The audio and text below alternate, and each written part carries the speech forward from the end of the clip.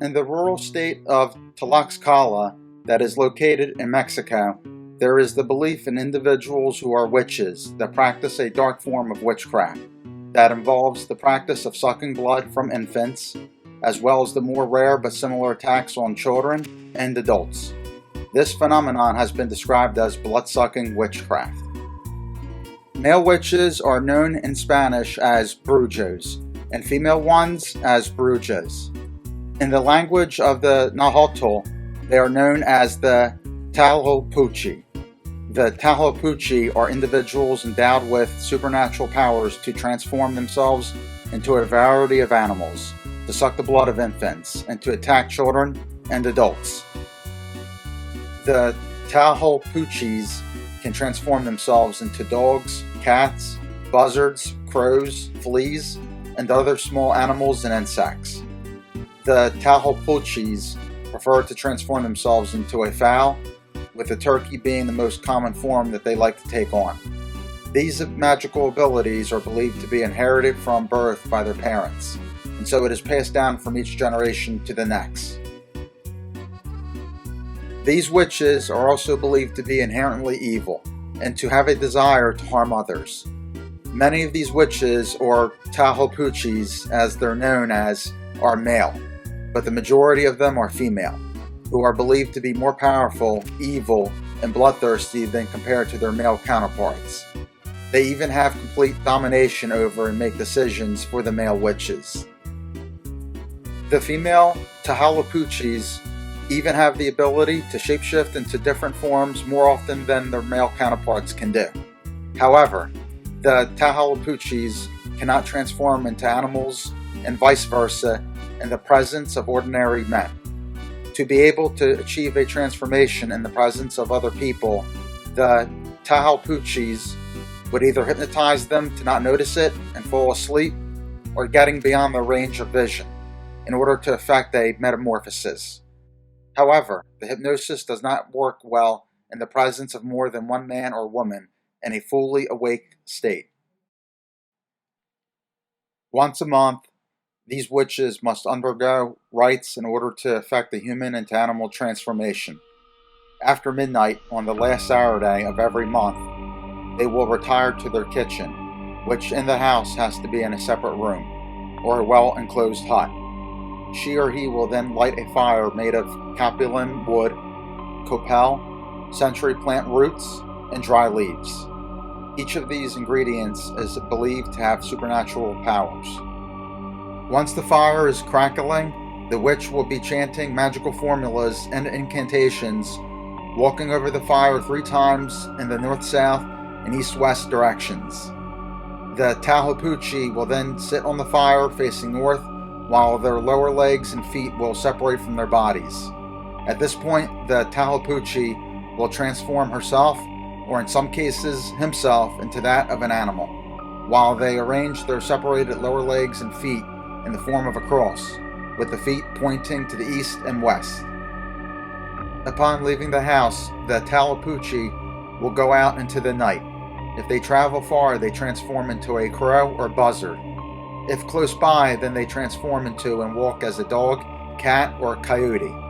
When the Tlahuelpuchi approaches the house of the intended victim, it will then transform into a turkey, but it has to fly over the house in the form of a cross beforehand. If the house that it approaches has the door locked, they then will transform themselves into an ant or flea in order to get through the keyhole or under the door to seek out their prey. Once the Tlahuelpuchi is inside, she must again transform herself into a turkey, for it is in this form that she or he must hypnotize their victim and those around them. The term hypnotize has been used to describe a technique where the Tlahuelpuchi releases a kind of vapor or mist known as a vaho, which induces in the victim and those around into a state of deep sleep, from which they fall into normal sleep when the Tlahuelpuchi leaves without anyone realizing what happened. Many people know of this technique because it is not effective against those who have the ability known as the strong sight. In other words, when the Tlahuelpuchi gets into the house where someone has the ability of strong sight. A battle of wills then takes place between the two, and the witch eventually ends up retreating because it cannot put the person with the strong sight under its spell. These individuals gifted with the strong sight will then tell people what the talapucci would look like. It would be described as a turkey or fowl-like animal surrounded by light. In any event, once the infant and those in the room are immobilized, the talapucci must again assume her human form, for it is the only way that it can suck the blood from its prey. These witches are afraid of metals, but can sometimes counteract its effect on them, according to lore. If by daybreak the witch does not suck the blood of any human, then by sunrise the witch will die. If the talapucci achieves its objective, they will then return to their home, sit again on the fire, and in their human form, fits their lower legs and feet back onto their body. When the talapucci is in an animal form, they have to live by the laws of those animals. For example, if they take on the form of a dog, they cannot fly unless they take on the form of some bird or crow. People can spot a talapucci in animal or insect form because they give off a certain luminosity, which is described as a fluorescent light, which you can see emitted by fireflies as well. The light given off by the talapucci when in an animal form has even been said to be a kind of intermediate spark that hovers over the animal, or as a small ball of fire which seems to roll with the talapucci. Infants, although the primary target of the talapucci for their blood, because they claim that the blood of infants tastes better than that of children and adults, although they can be targeted by these witches for the same motive, which is the life force in their blood. The talapucci can also have other motives for murdering people, and they do this by hypnosis, by getting into the homes of their enemies and hypnotizing them to commit suicide by jumping off a tall bridge, a high wall, or building to their deaths. So basically, any suicide is usually believed by people to be caused by the talapucci. One of the ways to ward off these supernatural witches is to rub a clove of raw garlic against the back of one's scapular that will protect them for the day and night against the attacks of the talapuccis. Other methods of self-defense are metal objects, which are even placed very close to the infant as well for its defense against these creatures. The Hispanic terms that the Tlaxcalan community give for the talapucci is luz que se mueve, which means moving light. Another term is luminosidad antandi, known as moving luminosity, and bola de fuego que se move, meaning moving ball of fire. There are some documented accounts of people's experiences with the talapucci, one being of a family household occupying a single construction house with 2 rooms and attached kitchen. The house was constructed by Javier, who is the head of the household and father of the victim named Romero, who was 8 months old. The father on a few occasions was walking home at night and saw a ball of fire that he took to be the talapucci. He had his wife make a safety pin cross on Romero's shirt as a precaution, but the next day they discovered him dead in his room with all the telltale signs of being attacked from the talapucci. All the windows and door was locked from the inside, but unfortunately the door was found slightly ajar on the day they found him dead. Another account revolves around a family led by Felipe Diaz, father of the victim named Julian, who was 3.5 years old when he died, showing all the symptoms of being sucked by the talapucci. The night before his passing, Julian's mom was nursing him to sleep, and when she herself started to fall asleep, she saw an intense luminosity coming from under the door, which vaguely materialized into some sort of bird, which she thought was either a turkey or a buzzard. As a result of the sight, she instinctively hugged her son and pressed him against her body to protect him. But she remembered nothing more and she fell intensely asleep. Around the same time, the father also fell into a deep sleep. There is also another account of a family occupying a solar type of house with 6 rooms and 3 kitchens, and was composed by the father of the family named Philemon. The victim's name in this case is Christina, who was 7 months old when she died by the talapucci. She showed all the usual signs of being sucked of blood, plus also her chest being scratched as well. That night, on the infant's death, the mom halfway woke up from sleep and saw an intense light moving about in the window. She tried to get up, but she couldn't, for her body felt very heavy and her legs did not respond.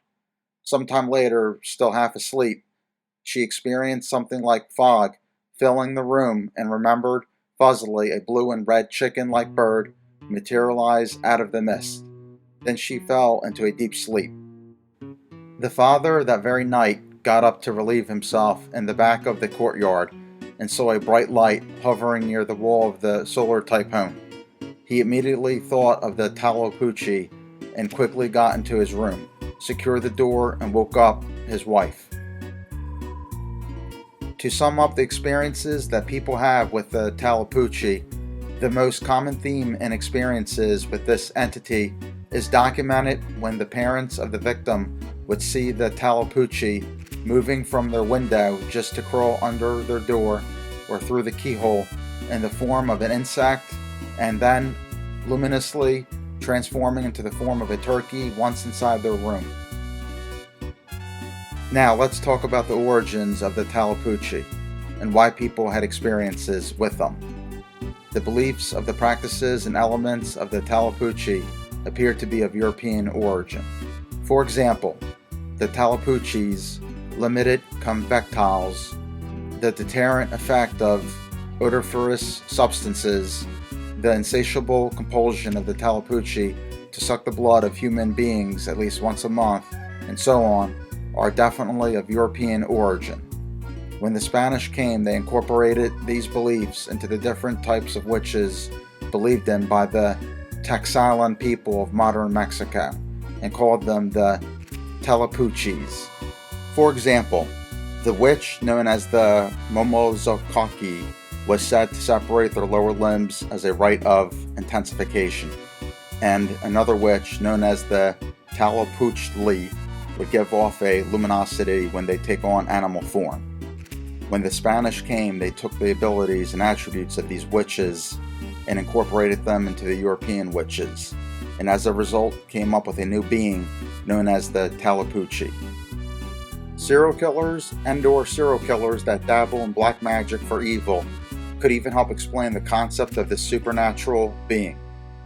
The phenomenon of hallucinations and distorted memories are another factor that led to the belief and experiences that people had with the talapucci. An example of this would be of an account that involved a mother who stated on the record that on the night her child died, she encountered a talapucci that materialized in a big explosion of fire out of the floor and danced about in the form of a strange bird who ended up pinning the mother to the bed with its beak and giving off the Vaho gas to have her pass out. She then later on forgot about this entire experience and instead replaced it with another completely different memory of what took place. To show the power of the human mind, here is another example concerning an anthropologist who joined a witch hunt where people were chasing fireflies, believing them to be the dreaded talapucci. This anthropologist ended up suspending his scientific faculties and became conditioned to believe that he was really hunting down the talapucci.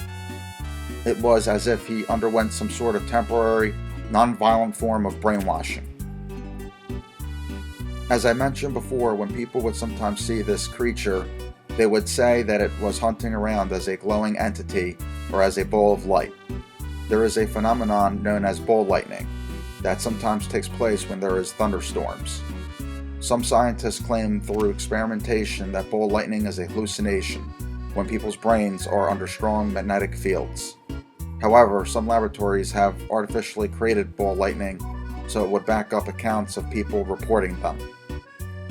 Either way, both of these scenarios could create hallucinatory experiences of monsters and other strange experiences of the unknown. Low energy frequency fields, if directed at the right part of the brain, could lead to direct visual or sensory experiences. In some cases, people have reported seeing these glowing orbs as displaying some levels of intelligence.